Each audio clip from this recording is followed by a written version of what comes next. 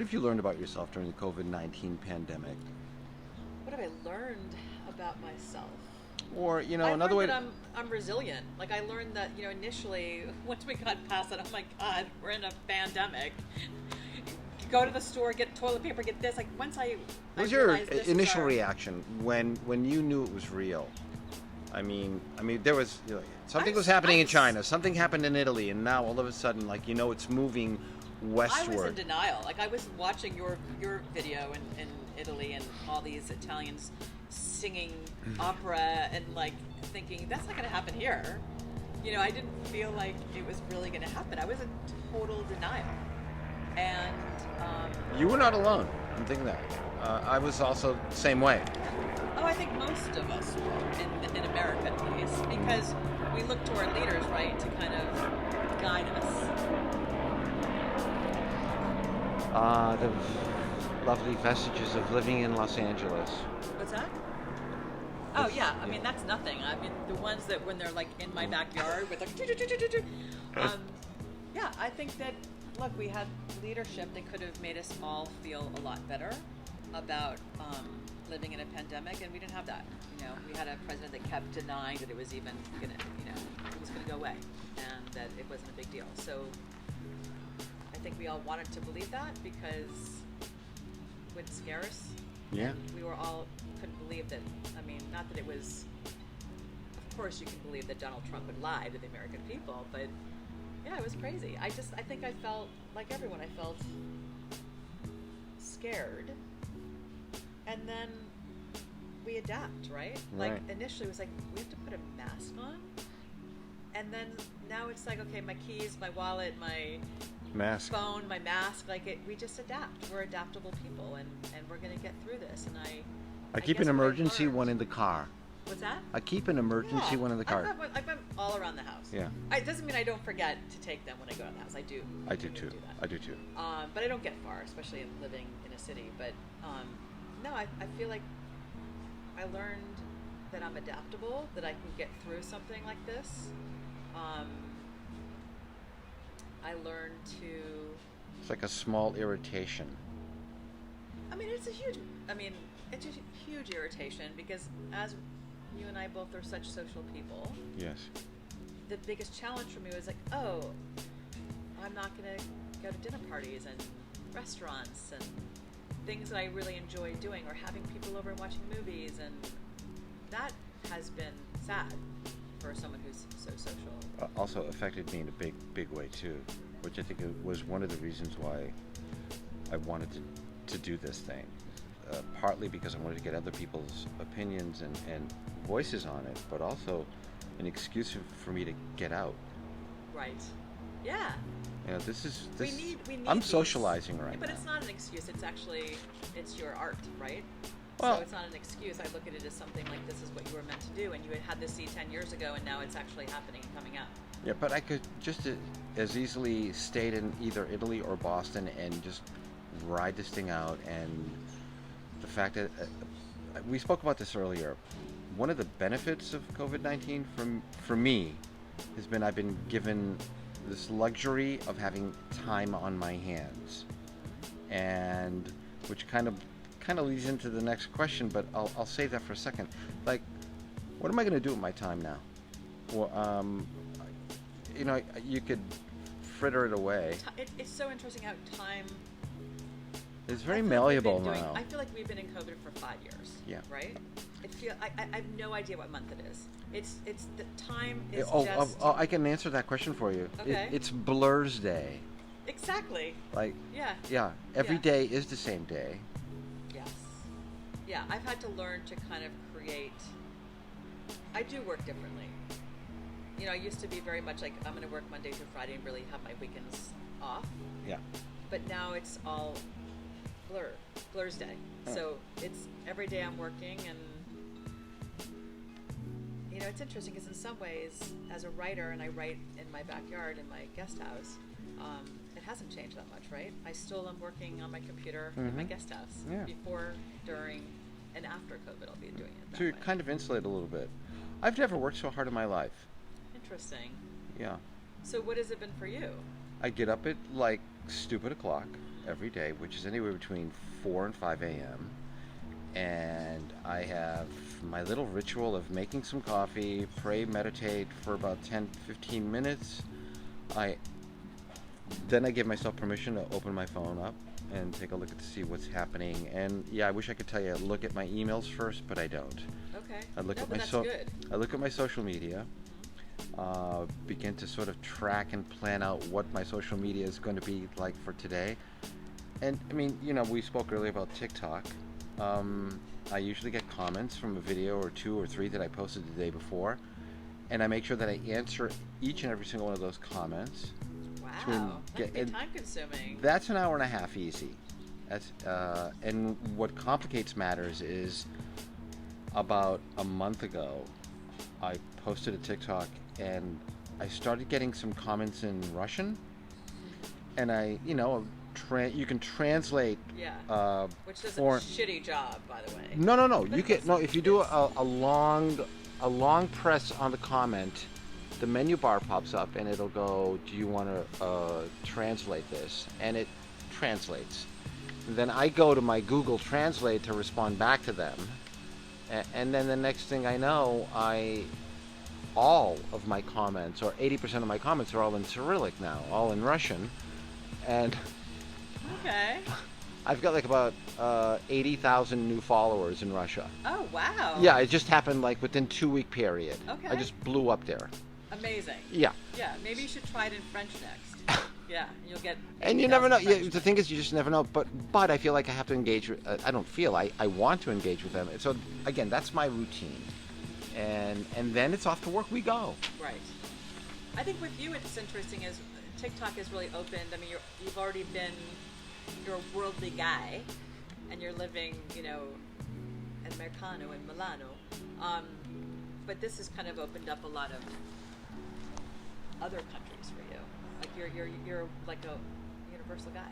Yeah, it's given me an opportunity. It's connected you around the world. That's really exciting. It's the weirdest thing.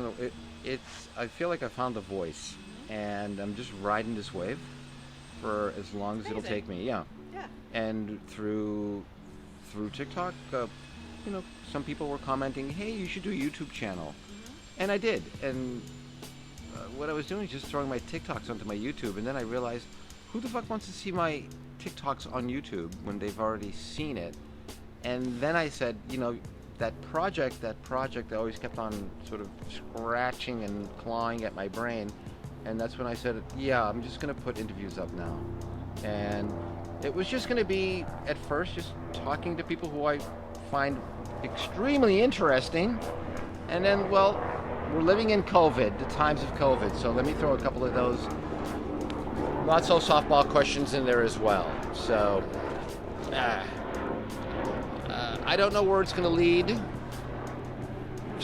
But I'm staying out of my own way on this one. That's all you can do. Yeah. You just have to keep surviving and making pivots, I guess, right? Like we're all making pivots. I mean, I had Zoom. Who knew what Zoom was? I'm so grateful. In some ways, I feel like even though I'm quarantined and I'm isolated, I am really getting to know a lot of people in my family and friends that I haven't seen, like high school friends that I haven't seen in years. Zoom has really opened up everything. Technology is being accelerated in a big way. Yes. I mean, can you imagine if COVID happened, 30 years ago, 40 years ago? There'd be, if you think it's a shit show now, a lot more people would have, I think, died. Yes. So I just want to bring technology back into the picture, because before we started filming, we were talking about like how you get your groceries. Sometimes we go out, and other times we, open up the laptop or your phone, get your Superstore app opened, and 2 hours later you have a delivery. Yes. I saw that happening in Italy, in Milan, when the grandparents in my building were having their home food delivered at home. And I got friendly with my next door couple, and I said, I noticed you having food delivered. How did you, figure that part out? And I didn't mean to like be rude or anything, but like, you're old. Yeah. I opened up my laptop, young man, and I ordered food. It's like not I that love it. difficult. Yeah. It's amazing. I found out about. He slapped me you could right do that. down. Yeah, of course. I'm glad they did. I was at Whole Foods. Early days of COVID, and I was shopping, and I looked around. Like everyone around me worked at Whole Foods. They had their little aprons on. I'm like, wait a second, what is happening here? And it's like, oh hey, can you tell me where the pickles are? I'm like, oh no, I don't work here. I'm just shopping for someone. And I realized I was surrounded, like the whole Whole Foods they all had their aprons on because they were from Amazon. And they said Whole Foods, but they were delivering to other people, and that's how I found out about it. I'm like, oh my god, I can do this. But I live, as you know, the end of my street is a Whole Foods, Trader Joe's. I still go. When I'm in Boston and when I'm in here in Echo Park, I get in the car. I just need to see some human beings. Yes. Even if the store is practically empty. But I love the new dynamic of people being very aware of their space now. You love that? In the sense that, like, no one gets that close to me anymore. We don't get close to anybody anymore. We have that. And the reason why I bring this up is because in Italy, before COVID, like, if I went to go buy a pack of cigarettes at the cafe, there was like 18 people in line. And in Italy, it's not like a straight line. It's sort of like this cluster of people, and the person who's the cashier kind of sort of knows who came in before everybody else. And it's sort of like done on... what am I trying to say? On best behavior. Okay. But now in Italy, when they still have that tendency to get a little too close to you, there it's Italians, how like can you like back away, I dude. wonder what they're doing in the Middle East, because visiting my sister in Israel pre-COVID, going. Yeah, we're on top of each other. Everyone's on top of each other. Yeah. I can't imagine that there's social distancing in the Middle East. I don't know. I could be wrong. Here's something that bothers me about COVID, or I'm saddened by, and I hope that I'm wrong in this. But like, I remember after 9/11 in New York. New Yorkers, people say, oh, they're so rude, this and that, but I find New Yorkers to be unbelievably friendly. They just don't bother you, but if you ever ask a New Yorker, like if you stop them for a second and say, hey, I'm sorry, where's 6th Avenue, or can you help me find, like, where's the nearest whatever, all of them will stop. All of them will stop, all of them will help you. They're just busy and they're doing their own thing. But after 9/11, there was this sense that, like, everyone saw each other, right? I felt like New Yorkers gave each other a giant hug after 9/11. We looked into each other's eyes. We were kinder people. We would hold, taxi doors or subway doors, what have you. What worries me is COVID's kind of put this fear in everyone. Oh, we can't be too close. We don't look at people in the eyes anymore. We just kind of are aware that there's a body there and we've got to stay at distance. But we're not looking at each other, right? You're not smizing with the mask on? I try to smize, but I don't get that back in LA. It could be different in other cities. I just feel like there's a very strong sense of, like, oh, that's wild, stay because away from me.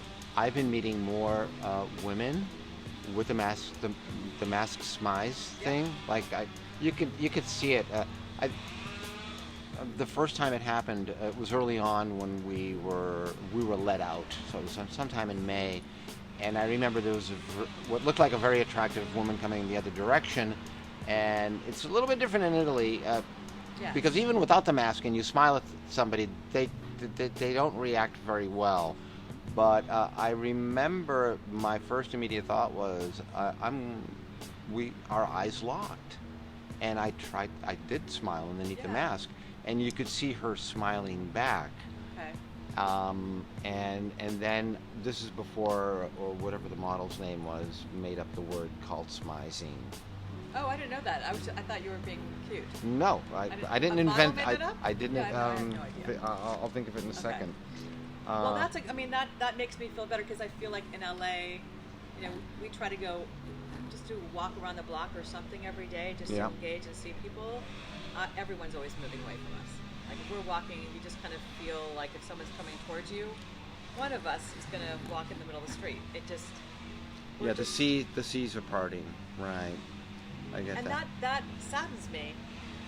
I get we all need to be safe and be distanced, but like a little wave, like, little nod, something to kind of keep us together. And I feel like we're so, LA in general is already a very kind of, everyone's in their cars. I just hope that when we get on the other side of this, that we can do what New Yorkers did and give each other a giant hug. Oh. That's my wish. Not that you asked for my wish for COVID, but... Well, I wish for a giant hug from you. That's Yes. the way we always used to say goodbye. I know. And hello. That and a cigarette. Yeah. Okay, last question. Well, actually, second to last question. What I've noticed during this whole pandemic is people getting two kinds of being affected two different ways. Myself and other people I know have totally reinvented themselves and their business paradigm.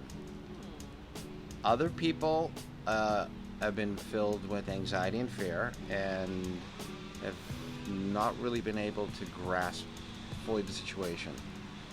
Where in the spectrum do you feel like you have fallen? I wish I went through a cathartic reinvention. I don't know if I wish that. That'd be amazing if it happened. Because I'm always, those kinds of things excite me. But if I'm being completely honest, I'm not in fear the way that I was initially. Okay. I'm surviving. I know we're going to get through this. Like I was saying earlier, I'm still writing in my guest house. I'm still plugging it out. I'm connecting to people in new ways through Zoom and my phone. But I'm not in that spectrum. Like I'm kind of right in the middle because yes, I've had more time alone. So I think I've had more introspection. I think if anything, I just have way more appreciation that I'm loved, that I'm in a relationship, that I treasure and value, not that I didn't before this, but I feel incredibly grateful that going through a pandemic, that I have someone that's taking care of me and that I can take care of. That's really come to light, but I don't think that really answers your question. I think if I ask it of everybody, and I think maybe it doesn't really apply to you because of your situation professionally. Yes. Where correct. Nothing has really changed, it seems. No, I have to. I mean, but look, yet you have not been paralyzed by fear, where you cannot walk into your studio behind us and write. No, initially, I will say this. Initially, the first 3 months, I mean, I don't have anything. I'm a comedy writer. What's funny about COVID? I could not create. Those first 3 months of COVID, I was very much like, I'm not writing. Well, I heard that the formula for comedy is tragedy plus time. Yes. So yes, I needed the time. I didn't have the time. I was still in the tragedy early days. Okay. So yeah, it took me a while to really get back into a rhythm of finding humor in this crazy. Now I can. Would you like to expand on some of that humor? So, do you have any COVID humor? Oh, do I have any COVID humor? I have not thought about that. That would be cool. Well, you can always text me that one. No, I mean my only COVID humor, which is not even that funny, and it's just relatable. And we were talking about this earlier. Is like anytime I would have a tickle in my throat, it's like I have COVID. I'm dying. And so like in my mind, I've had COVID probably 24, 25 times. Yeah, no, I don't think I have anything that's coming off the tip of my tongue. Of course, as soon as you stop filming, I'll be, oh my God, here's like 25 things I could have said. Yeah, no, not rolling from the tip of my tongue, but I'm happy to be creating again. I'm happy that I moved through the fear and got back to me, I guess. But I still, every day, Giovanni, I'm still like, I can't believe that we're in a pandemic. Like, it's just mind-blowing. I have a very difficult time at times wrapping my head around the fact that, like, look, I come to LA to visit friends and go to a shit ton of AA meetings, and a lot of my friends are not seeing anybody. They're just staying home and just communicating via Zoom. The AA meetings, fortunately, there's several that are going on that are live, and I go to those, thank God. And like there's still life happening out there. Certain coffee shops are open, restaurants are open. I like dining out. I come to LA so that I can dine outside in November. Yes. And one of the things that I've noticed in all of my travels thus far is every city I go to, I actually really enjoy it because it's just the locals. Mm-hmm. There are no tourists out Yeah. there. That's I am the interesting. lonely tourist. Yes. So I get to see each city Yeah, through their eyes.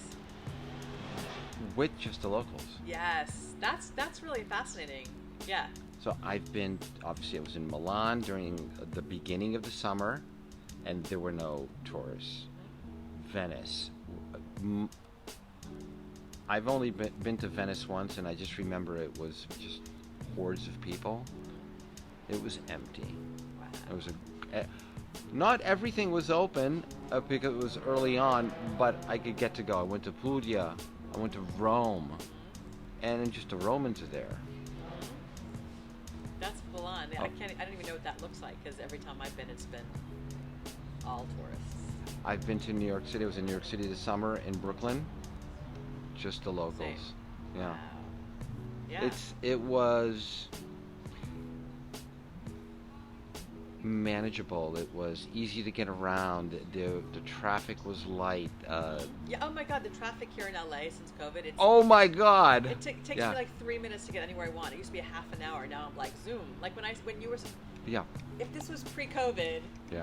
and you said come to Echo Park, I want you to see my Airstream. I'd be like, oh, Echo Park, it's gonna take me 40 minutes to get there. That's like a But day then this trip. morning, I'm like, I'll come to Echo Park because I knew Yeah. it would take me 12 minutes. Right. You know, so Which is I what did it took that. me to get here. Yes. Yeah. Yeah. Exactly.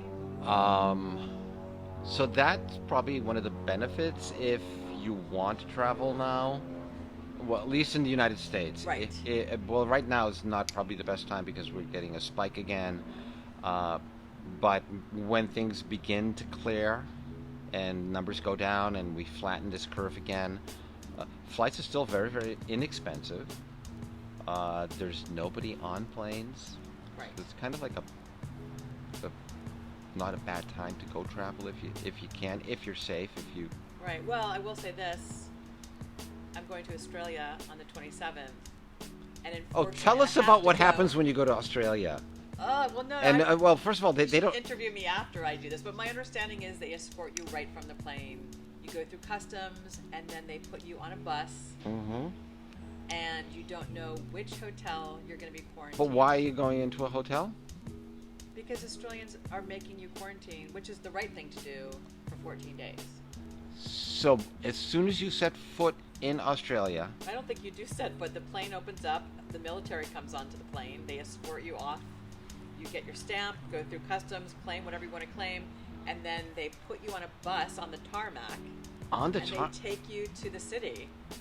and then they put you in in. a hotel, and it's already been decided which hotel you're going to be in. You cannot switch it. And for how long do you have to stay in the 14 hotel? days. And literally, you can't open a window, and if you open the door, they don't lock you in, thank God. If you open up the door of your room, a security guard will come over immediately and say, is everything okay? Go back in. Oh, so they don't lock the door. No, thank Okay. God. No, you get to lock the door. And then a therapist calls on, I think it's day 2 and day... I mean, you can talk to a therapist every day if Right. you want. But they do have someone call you on the second day to just check in to make sure you're okay. Okay, and can you briefly tell us what the situation, or the COVID situation is in Australia? 0. What do you mean? There are 0. We're going to Victoria, to Melbourne. They have had 14 days of 0 cases. So I get to go to it's going to be such a weird experience to like not have to wear a mask. Amazing. Like I don't know psychologically, am I going to, I guess, you know what, I am going to adapt because that's what I did with this. Right. I adapted. I spent the first 3 days like, what is going on? I have to wear a mask? Now I'm used to it. Same thing. But I'm so thrilled to be able to see smiles because I miss smiles. We lose that. Yeah, that's an amazing story. Yeah. Last question. Are we ever going to see the TV version of Dump 'Em? The scripted version. scripted, is that? Yes, I'm going to write it. You think that'll happen? Because I I want nothing more than to see you succeed in life I mean, look, I feel like there's so many venues and so many avenues I can go with Dump 'em, and it's funny because just recently, and I do get asked this a lot. Just recently, I was thinking, you know what, there'd be a really funny kind of Dr. Katz hybrid version of Dump 'em. You know, where you get comics on talking about it's basically their shtick, their stand-up, because most comedians, they talk about relationships and their mothers and their girlfriends and boyfriends, what have you. So I was thinking, all right, maybe there's an avenue to do kind of like a Dr. Katz hybrid version of Dump 'em. And Dr. Katz, if any of you out there are not familiar with, was an animation. Oh my God! It was. If anyone is watching this that hasn't seen Dr. Katz, Professional Therapist, like go to YouTube and watch brilliant. it. Yes, yes, great show. Yes, they keep actually. It's on Adult Swim every once in a while. Well, Well, that's where I saw it at first. Yeah, I think it was on Audible bought it as an audio series. They did an event last week where it was John Hamm, Susie Essman, Bob Saget, and one other, Andy Kindler. They did a Zoom thing with Dr. Katz. Yeah, so that has lived on 20 plus years. Did they do a reading? Yep. Okay. It was really. Yeah, I've noticed a lot of the. I was reading a couple of articles. What was the one right before Dr. Katz? It was the Community. Did it? They got all of the actors together. Oh, and did a reading. Yeah, they're doing that a lot with different. I haven't seen. The only one that I've seen that they've done, and I have to say it was a flop for this one. West Wing, I think, is one of the most brilliant shows of all time. Yeah. And they did a staged reading of an episode on HBO Max maybe a month or two ago. Yeah. Flat. Yeah. Didn't go. It just didn't. Like a lead balloon. So much like excitement to have Bartlett back as our president, Martin Sheen, and just completely. I watched that hour and I was like, dud, because I think that's a show that still holds up 20 plus years later. I agree. Go back and rewatch it, like Sex and the City, same thing. Mm-hmm. Yes, the clothes are dated and what have you, but the story still stays. I mean, that's the true sign of a great Universal stories. Never. Yeah, I Seinfeld. was just listening to NPR yesterday, and they were saying that they will be bringing back some Broadway shows that will be produced for streaming. Oh. Have you heard anything about that? No. Yes. Interesting. Well, the theater's been dark for a very long time. I do know, yeah. In New York especially. Yes. And what they're trying to do now is figure out a way to get shows back out there in empty theaters. I think it's a great idea. And just have it filmed like as the commentator was saying, like Monday Night Football. The same kind of production, lots of cameras, and so that could be something we could look forward to in the future. I love that idea. As long as they can figure out a safe way to get all these people together, love it. I mean, I think that's what's so interesting is we're really kind of going back to your question of like how have you reinvented, and I maybe had a lame answer, but it is really interesting to see how different people and different industries are reinventing. All my pitch meetings were on Zoom. I would rather that they have been in person because it's always so hard on Zoom to see like which one are you looking at, and that's never. It's hard to read too. So hard to read. Who's the big swinging dick in the room? Yes. Right? Yes. Yeah. Yeah. And that's key. Yes. Interestingly, most of my pitch meetings, they were vaginas. The big vagina in the room. Who's got the wet ass pussy in the room? Yeah, I mean, I would love that, going back to the Broadway and finding a way to put it out there, because actors need to work, people need to be entertained. We need to find joy through these crazy times. Well, I'm sorry for being gender biased on my last statement. My last question to you. You said your last couple of Zoom meetings were all with women. Are you seeing the big person on the one I had to impress the most, studio wise, have been women. Were women. Are you finding this to be more and more the case in Hollywood? yeah, I think we're definitely going through, not enough, but we're on the studio side, on the executive side, yes, there's definitely more women than ever before, but we still have a lot of work to do behind like the camera and actors and crew members. So production-wise, that needs to change, and it's slowly they're putting new laws and that's way more inclusive. But on the executive studio side, yeah, there's It's happening. definitely more women now. But I think women generally. That's one safe place that people have put women in. Oh, women are great producers. They're great development people. They're, but when it comes to directing, no, that's a man's job. So it's interesting how we've got to push these buttons. It's funny, I was rewatching, what was it called? Project Greenlight with Matt Damon and Ben Affleck. Ooh, those guys were really sexist. The last incarnation of the show. Because like they did it a few seasons 20 years ago. Yep. And they brought it back a few years ago for one season. And there was a female producer, African American, Evie, I think was her name, and she was kind of saying to Matt and Ben, there are no women here. Like, you're giving only men opportunities to direct their movies, and really call them out on it. And Matt Damon, who I love, had really shitty things to say. Like, he was not. I think he probably now can look back, Matt Damon, and go, oh, I blew that. Like, he should have said, this is fucked up, and I should have made more of a point to. He could have had a redeemable moment that he didn't take advantage of. of. Evie was saying, look, guys, you got to open up your eyes. You can't just put men forward. Yep. And they were trying to say, like, oh, no, we didn't put the best person forward. No, you got to do a little work.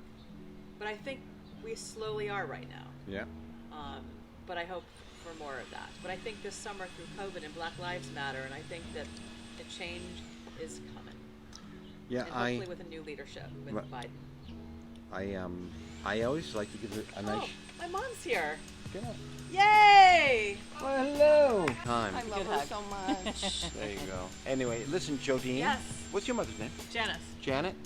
Janice. Janice? But I'll take Janet. No, Janice. Janice. I mean, Yeah, I've that's what preferred women Janice. do. Women tend to like say, "Oh, I'll take that," and we. Yeah, we really. Yeah. Yeah, that's. I'm gonna go this way so I can get you guys in the light. Hold on, turn around. Are we turning around? Yes. Okay, now we can see. Okay, this is He's for good what? at lighting. He's doing a series of interviews with people in his life. Oh, I love all your tattoos. Same 5 questions. Yeah. My. Hold on, I have a funny story though to tell you about Janice. Okay, then I'll tell you about Chelsea afterwards. A couple years ago, Mom's giving us a tour of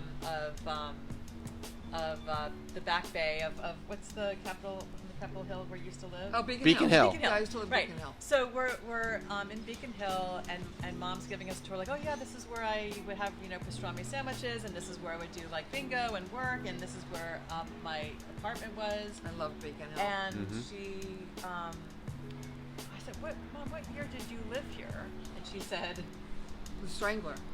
no, well, you said The Boston 1968 Strangler. or whatever. And I'm like, wait, isn't that like when the Boston Strangler was around? Yeah. And she's like, yeah.